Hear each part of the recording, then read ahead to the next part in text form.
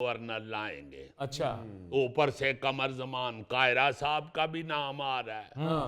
मुखबर बताता है कि अहमद महमूद साहब जो हैं, मखदूम साहब, जी जी। उन्होंने तो माजरत ही कर ली है। अच्छा, जी हाँ, ये नहीं बनना। नहीं बनना मैंने गवर्नर यार, बल्कि उन्होंने ऐसे ऐसे भी किया है। हालांकि मखदूम साहब बड़े मुअज़्ज़ज़ आदमी हैं। हाँ जी। अब मुखबर बताता है कि गवर्नर कोई भी नहीं नया आना, बलीगुर रहमान साहब नहीं रहना है। बाकी सारे के सारे वो क्या कहते हैं कि नाती तोती रह गई ते मुंह ते मक्खी बह गई। वाह चाचा, सीआईडी क्या मिसाल लाए हैं आप। ये इंग्लिश की मिसाल है। उर्दू की मिसाल है। ये एक मेरा दोस्त होता था माइकल, अच्छा। उसने मुझे इंग्लिश में बताई थी, फिर मैंने इसका पंजाबी तर्जुमा कर लिया था। नाती तोती रह गई ते मुंह ते मक्खी बह गई। ओरिजिनल वर्जन भी सुना दें इसका। Bath and wash left behind, fly ahead to sit on face. जबरदस्त। नाती तोती रह गई ते मुंह ते मक्खी बह गई। वाह जी वाह। क्या कहने। एक और मुखबरी सुन लीजिए। मुखबर बताता है कि जो बिलावल भुट्टो जरदारी साहब इलेक्शन से पहले अपने जलसों में नवाज शरीफ साहब को आड़े हाथों लेते रहे हैं, जी जी। और शहबाज शरीफ साहब के मुतालिक उन्होंने कोई ऐसी बात नहीं की जिस पे उन्हें बाद में माजरत करनी पड़े।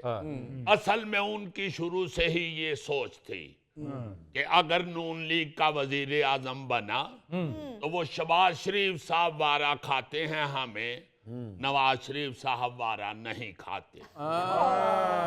इसलिए वो शहबाज शरीफ साहब के साथ हथौला रखे हुए थे।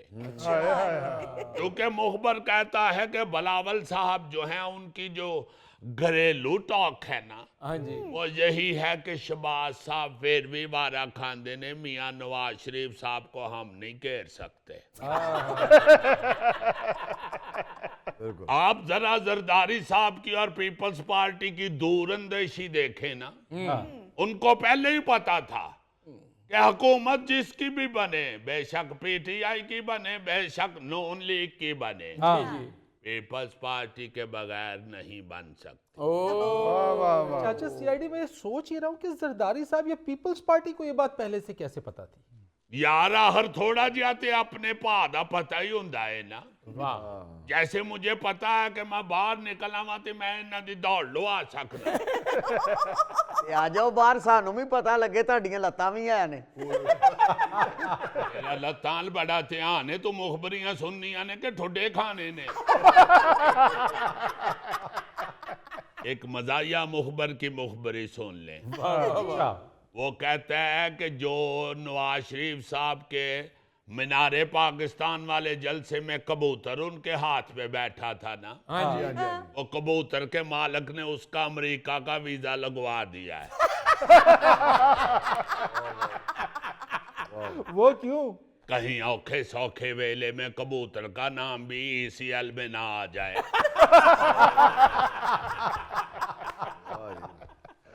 नाज़रीन, यहाँ पर वक्त हुआ एक ब्रेक का, हमारे साथ रहिए। झगड़ा हुआ है कि किसी के प्रोग्राम में, तो वो बड़ा रौला उसका पड़ जाता था और वो एक झगड़ा 3-4 महीने निकाल लेता था। अब तो हर रोज किसी ना किसी एक प्रोग्राम में बड़ा बुरा झगड़ा हो जाता है। सही बात, बिल्कुल ऐसे।